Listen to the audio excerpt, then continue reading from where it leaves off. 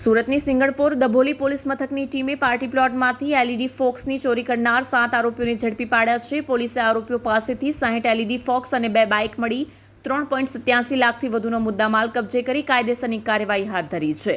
આ અંગે પોલીસ પાસેથી મળતી માહિતી પ્રમાણે સિંગણપોર દભોલી પોલીસ મથકના પોલીસ કર્મચારીઓને બાતમી મળી હતી કે સિંગણપોર વિસ્તારમાં આવેલા અલગ અલગ પાર્ટી પ્લોટમાંથી એલઈડી ફોક્સની ચોરી થઈ રહી છે.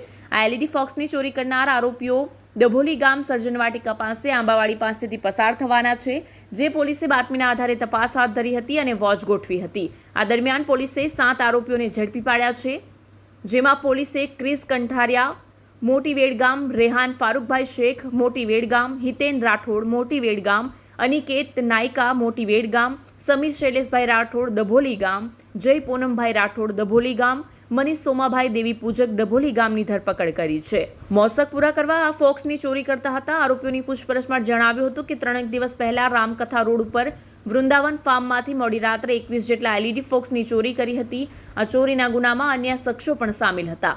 આરોપીઓએ અત્યાર સુધીમાં મહાદેવ ફાર્મ, સિલ્વર ફાર્મ, રાજ પેલેસ ફાર્મ અને સહજ ફાર્મમાંથી એલઈડી ફોક્સની ચોરી કરી હતી.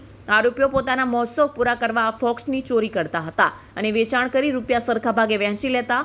હાલ પોલીસે આરોપીઓ પાસેથી 60 જેટલા એલઈડી ફોક્સ, 2 બાઇક અને મોબાઈલ ફોન મળી 3.87 લાખનો મુદ્દામાલ કબજે કરી કાયદેસરની કાર્યવાહી હાથ ધરી છે.